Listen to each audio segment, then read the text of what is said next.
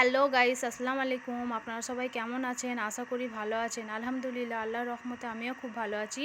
তো চলে এলাম নতুন একটা রেসিপি শেয়ার করতে। আজকে আমি একটা খুবই সিম্পল মাছের রেসিপি বানাবো। মাছের ঝাল বা মাছের ঝোল এরকমভাবে অনেক রেসিপি বানিয়েছেন। একবার এই রেসিপিটা বানাবেন, খুবই ভালো হয় খেতে। খুবই কম মশলা দিয়ে আমি এটা বানাবো, টেস্টটা কিন্তু দ্বিগুণ বেড়ে যায়। তো দেখুন, আমি এখানে 4 পিস মাছ নিয়ে নিয়েছি, পোনা মাছ নিয়েছি। তো আমি এখানে 4টে কাঁচা লঙ্কা নিয়ে নিচ্ছি। কাঁচা লঙ্কাগুলো ধুয়ে রেখেছিলাম, তো আমি একটু চিরা দিয়ে নেব। আপনারা যেরকম ঝাল খান সেরকম কম বেশি করে দিতে পারেন। আমি এখানে প্রথমে 4টে দিচ্ছি, তারপর আমি আবার অ্যাড করব। তো আমি এখানে কাঁচা লঙ্কাগুলো ভালো করে মেখে নিচ্ছি লবণ দিয়ে। তো এবার আমি পেঁয়াজ কুচিটা দিয়ে ভালো করে মেখে নেব। পেঁয়াজটা ভালো করে নুন দিয়ে মেখে নিলে পেঁয়াজটা নরম হয়ে যাবে এবং খুব তাড়াতাড়ি সেদ্ধ হয়ে যাবে। তো আমি এখানে ফার্স্টেই দিয়ে দিচ্ছি 1 চামচ আদা বাটা। আদা বাটাটা দিয়ে ভালো করে মেখে নেব।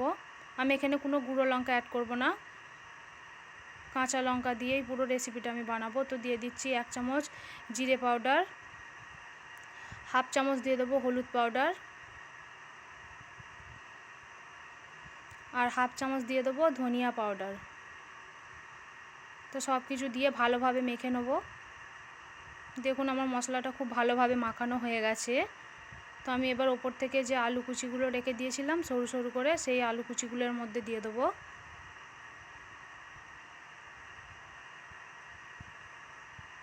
দেখুন, এটা আমার ভালোভাবে মাখা হয়ে গেছে। তো আমি এর মধ্যে অল্প পরিমাণে পানি অ্যাড করব, বেশি পানি দেবো না। তার আগে অল্প অল্প করে তেল দিয়ে ভালো করে মেখে নেবো আমি। অবশ্যই একবারে তেল দেবেন না, মাখবেন আর অল্প অল্প করে দেবেন, এর স্বাদটা কি দ্বিগুণ বেড়ে যাবে। তো আমার দেখুন তেল দিয়ে ভালোভাবে মাখা হয়ে গেছে। তো আমি অল্প অল্প করে এবার পানি অ্যাড করছি। দেখুন, আমি এতটা পরিমাণের পানি দিয়েছি, খুব বেশি পানি আমি এখানে অ্যাড করব না। তো আমি 2টো টমেটো কুচি করে রেখে দিয়েছিলাম। টমেটো কুচিটা দেওয়ার ফলে এই চচ্চড়ির মানে স্বাদটা দ্বিগুণ বেড়ে যায় আর খুবই সুন্দর হয় খেতে। নুন ঝালের সাথে টক টক খুবই ভালো লাগে খেতে। তো দেখুন, আমার টমেটোটা পুরো দেওয়া হয়ে গেছে। আমি আর 2টো কাঁচা লঙ্কা উপর থেকে দিয়ে দিচ্ছি। তো দিয়ে আমি এটাকে বসিয়ে দিচ্ছি স্লোতে, কারণ ওই পানিটার মধ্যে আমাকে পুরো রান্নাটা করতে হবে, খুব বেশি পানি দিলে টেস্টটা থাকবে না। তো আমি এখানে মাছটা মশলা মাখিয়ে রেখে দিয়েছিলাম আগে থেকেই। তো সেইটা আমি এবার ভেজে নেব। অবশ্যই কড়া করে ভাজার চেষ্টা করবেন। এই রান্নাটার জন্য মাছটা খুবই ভালো করে ভাজা করতে হয়, তবেই ভালো লাগবে। দেখুন, আমার এক পিঠটা ভালোভাবে ভাজা হয়ে গেছে, আর এক পিঠটা আমি ভেজে নেবো স্লোতে। তো আমি এখানে দেখুন যে মাছ চচ্চড়ির আলু পেঁয়াজটা সেদ্ধ বসতেছিলাম, সেটা দেখুন ভালোভাবে সেদ্ধ হয়ে গেছে, পানিটাও অনেকটা শুকিয়ে এসেছে। তো আমি এর মধ্যে এবার মাছটা অ্যাড করে দেবো। একটা একটা করে পুরো মাছগুলো দিয়ে দেবো। দেখেই বুঝতে পারছেন মাছটা ভালোভাবে ভাজা হয়ে গেছে। তো আমি এটা দিয়ে একটু ঢাকা দিয়ে রাখবো 2 মিনিটের জন্যে, ভালোভাবে মশলাটার মধ্যে যাওয়ার জন্য।